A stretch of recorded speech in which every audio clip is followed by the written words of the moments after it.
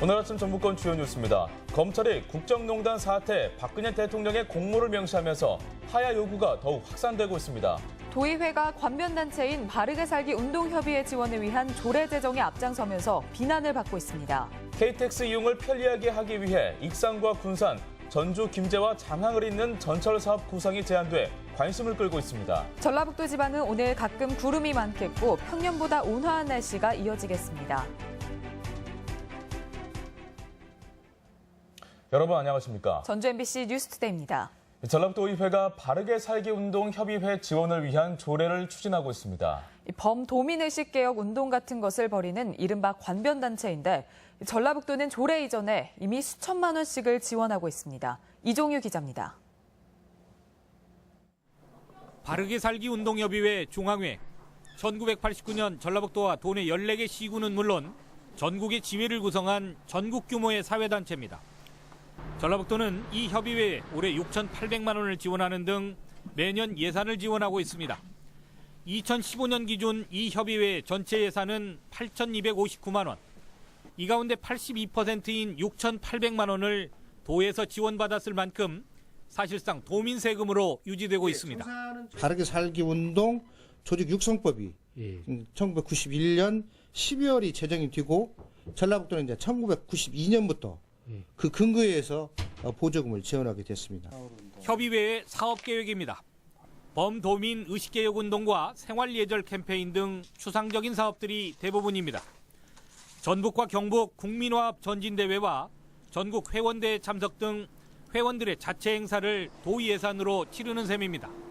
국민의식개혁 운동을 하는 것이니까 이에 대한 캠페인이라든가 행사라든가 영원 한번 대회라든가 이런 행사를 쭉 해오기 때문에 도의 지시는 받지는 않죠. 사업은 저희 독단적으로 하니까요. 전라북도 의회는 이에 더해 이번 정례회에서 바르게 살기 운동협의회 지원 조례를 추진하고 나섰습니다. 협의회 지원 근거를 명확히 하기 위해서입니다.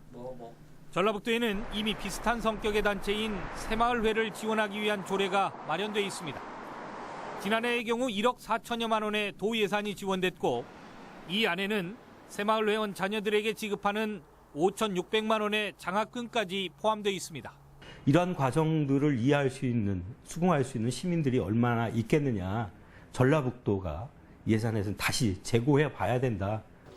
새마을회는 박정희 정권이 추진한 새마을운동에서 시작됐고 바르게 살기 추진협의회는 1980년 전두환 정권의 사회정화운동에서 비롯됐습니다.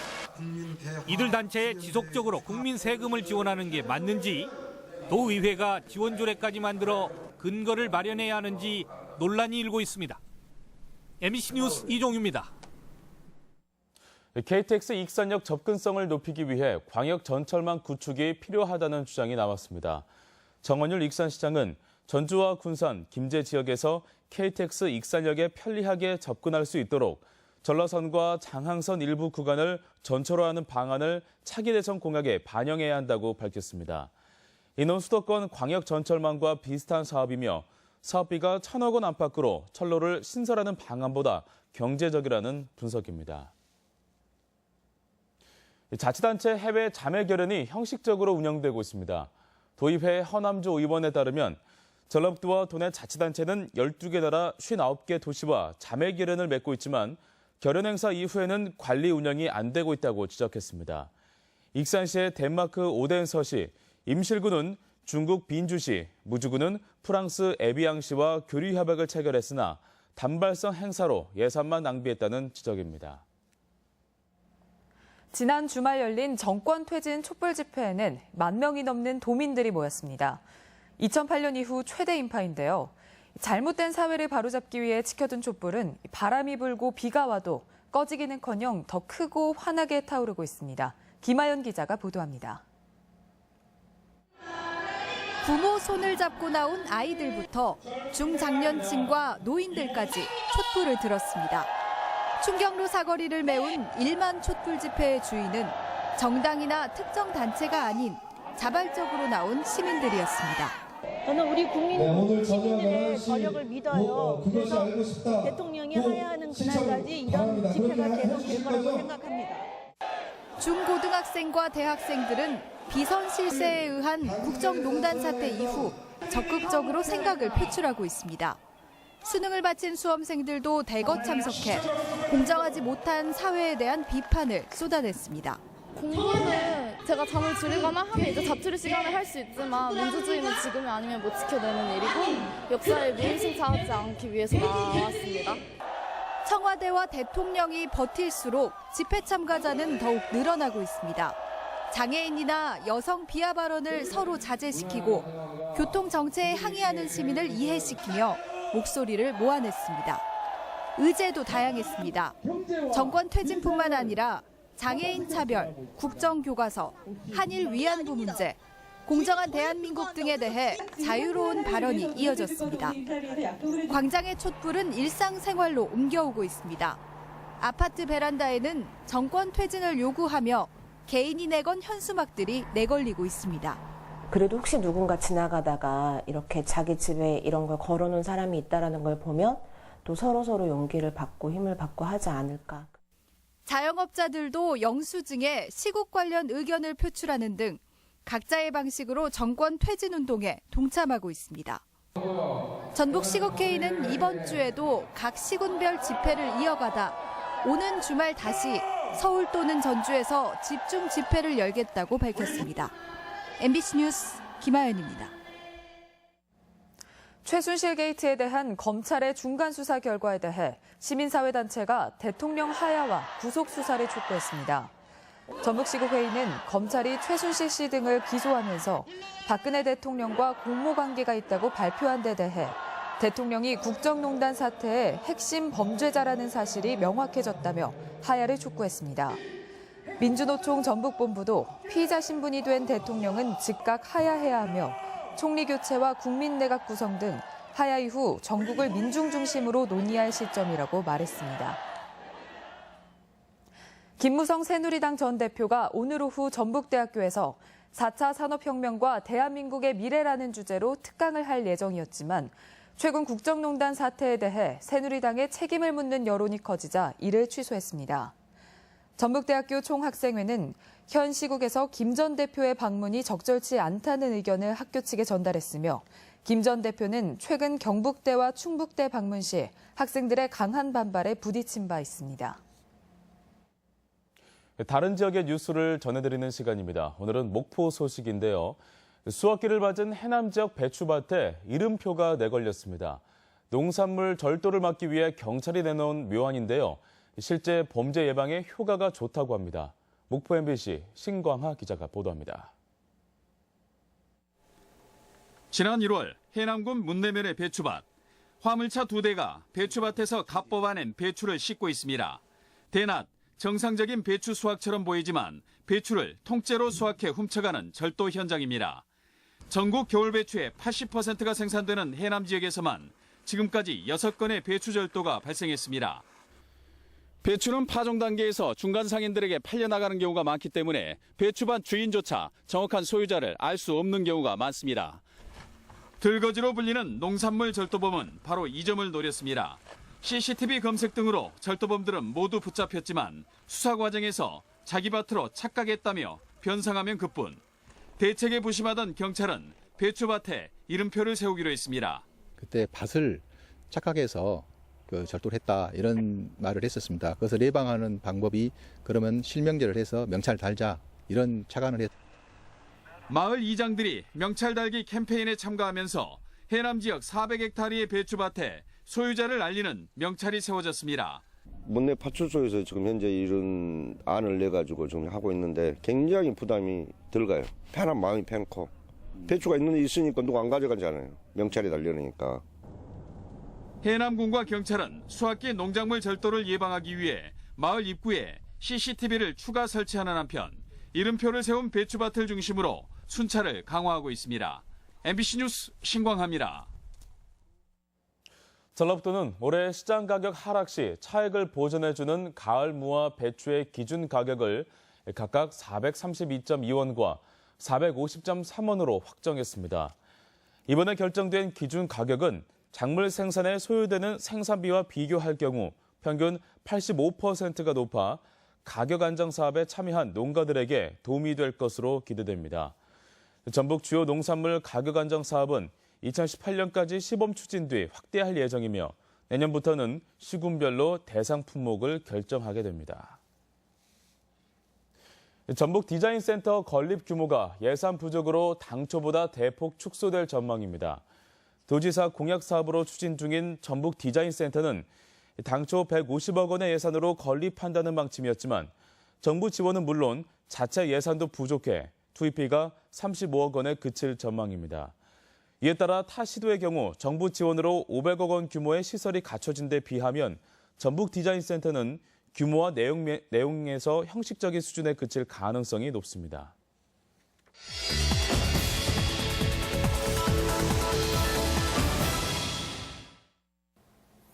겨울이 문턱에 들어선 요즘 소외계층들은 예년과는 달리 올 겨울나기 걱정에 한숨을 내쉬고 있습니다. 나는 기부에 대한 사회적 관심이 부쩍 줄어들었기 때문입니다. 겨울이 오면 우리 주변의 어려운 이웃들은 더 추워지기 마련입니다. 이럴 때일수록 지역사회의 따뜻한 관심이 필요합니다.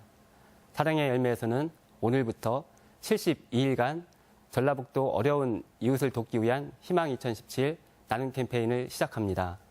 올해 전라북도 모금 목표액은 59억 8천만 원으로 목표액의 1%인 5,980만 원의 성금이 모일 때마다 사랑의 온도탑은 1도씩 올라가게 됩니다.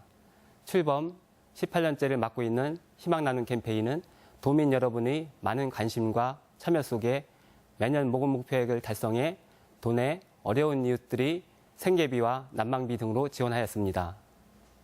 하지만 올해 캠페인은 유난히 다른 해보다 어렵게만 느껴집니다. 경기 침체뿐만 아니라 청탁금지법 여파, 국정 혼란 등의 이유로 후원이 줄어 목표 달성이 어려워 보입니다. 여러 가지 이유로 모두가 어렵고 힘들겠지만 우리 주변에 춥고 배고픈 이웃들이 없는지 돌아봐 주셨으면 좋겠습니다. 이번 나눔 캠페인의 슬로건은 나의 기부 가장 착한 선물입니다.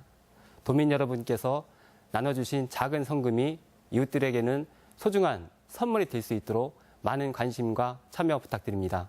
MBC 논평이었습니다. 고3 수험생 대상 소비자 교육이 실시됩니다. 소비자정보센터는 수능 시험 이후 수험생 특가나 당첨, 공짜 등에 현혹돼 충동구매를 하거나 불법 다단계에 빠지는 경우가 많다며 오늘부터 연말까지 도내 64개 중고등학교를 방문해 경제교육을 진행하기로 했습니다. 센터는 미성년자들이 어학교재나 자격증 학습교재, 의류, 신발, 가방, 휴대전화, 화장품, 다이어트 식품 등을 충동구매한 뒤 피해를 호소하는 경우가 많다고 밝혔습니다. 납세자가 찾아가지 않은 지방세가 일제히 환급됩니다. 전주시는 이달 말일까지 지방세 미환급금 일제 정리기간을 운영해 양 구청 세무과나 스마트폰 앱인 스마트 위텍스를 통해 이중납부, 납세자의 차고납부 등으로 발생한 환급금 신청을 받는다고 밝혔습니다. 전주시의 환급 대상자는 4,600여 명, 금액은 6,600만 원 상당으로 90% 이상이 5만 원 이하 소액으로 5년이 지나면 소멸됩니다. 대학 수능 시험이 끝나고 도교육청이 정시 모집 지원에 들어갑니다. 전북교육청은 다음 달 2일 도내 고등학교 3학년 담임교사들을 대상으로 정시 대비 전문 연수를 할 예정이며 다음 달 17일에는 정시 지원 전략 입시 설명회를 열 계획입니다. 도교육청은 또 다음 달 19일부터 30일까지 2주 동안 정시 상담실을 운영해 대면 상담을 진행할 예정입니다. 호남고속도로 상행선 통행이 일부 제한돼 교통 혼잡이 우려됩니다. 한국도로공사 전북본부는 오늘 낮 12시부터 24시간 동안 호남고속도로 상행선 전주 3내 구간 화전 2교 개량 공사를 위해 1차로와 2차로를 교대로 통행 제한한다고 밝혔습니다. 이에 따라 전주 나들목 대신 국도를 이용하거나 3내 나들목을 이용하면 교통 혼잡을 피할 수 있을 것으로 보입니다.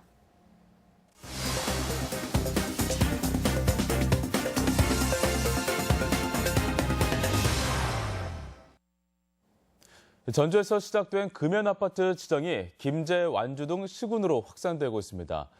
올겨울 겨울철 순환수렵장이 도내 4개의 시군에서 운영에 들어갔습니다. 지역 소식 김한광 기자입니다. 간접 흡연의 갈등을 막기 위한 금연아파트 지정이 잇따르고 있습니다.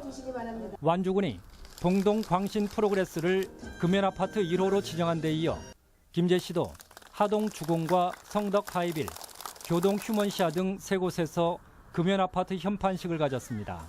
이후에도 지금 현재 샬레 아파트 등 다른 아파트들이 계속 신청과 접수가 문의되고 있어서 금연 환경 조성에 김제시가 앞장설 것으로 생각이 되어지며 올 겨울 수렵장이 남원과 정읍, 완주 등 도내 3개 시군에서 운영됩니다. 이번 수년 수렵장은 내년 2월 말까지 운영되는데 남원시의 경우 500명이 넘는 인원이 참가해 유해 야생동물 구제와 세외 수입 증대 등의 효과가 기대됩니다. 야생동식물 개체수 증가로 인한 농작물 피해가 심각하기 때문에 그런 개체수 조절 및 지역경제 활성화 측면이 있다고 보면 되겠습니다.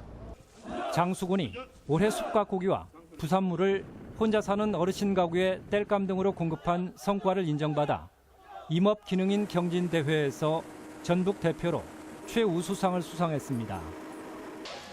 KTX 익산역의 중앙 지하차도가 확장 개통했습니다.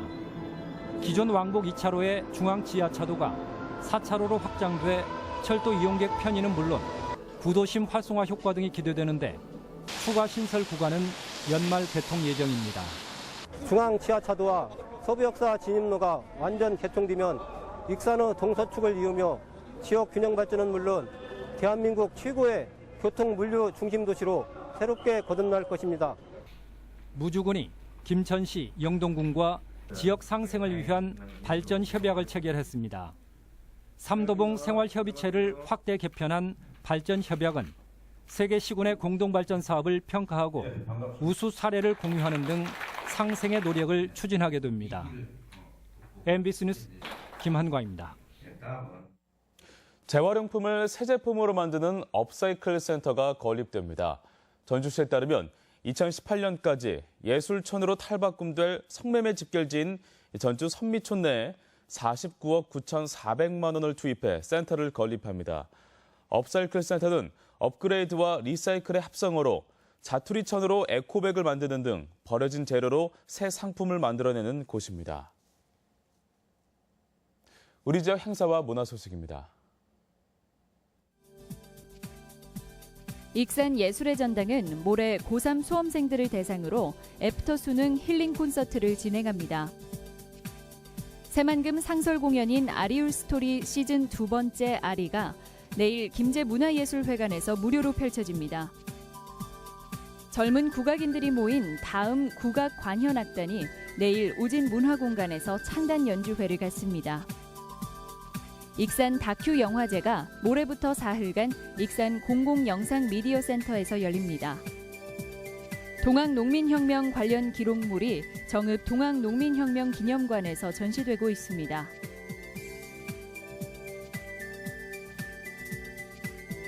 군산시는 모레 예술의 전당에서 2017년 수능 가채점 분석과 최종 지원 전략 설명회를 개최합니다. 전주시 열린시민강좌가 내일 시청 강당에서 명심보감에서 배우는 행복한 삶을 주제로 진행됩니다. 한국방송통신전파진흥원 전북본부는 내일 전주 비전대 전보통신과에서 전파 측정 기술 특강을 진행합니다. 임실군은 오는 26일과 27일 고추 가공센터에서 제1회 임실 아삭아삭 김장 페스티벌을 개최합니다. 제3회 청소년 창작 음악 경연대회 참가자를 오늘부터 닷새간 접수받습니다. 날씨 전해드립니다. 전라북도 지방은 오늘 가끔 구름이 많겠고 평년보다 온화한 날씨가 이어지겠습니다. 오늘 낮 최고 기온은 전주 16도, 남원 17도 등 14도에서 17도의 분포로 어제보다 조금 낮겠습니다. 바다의 물결은 서해남부 전해상에서 0.5에서 2.5m로 일겠습니다.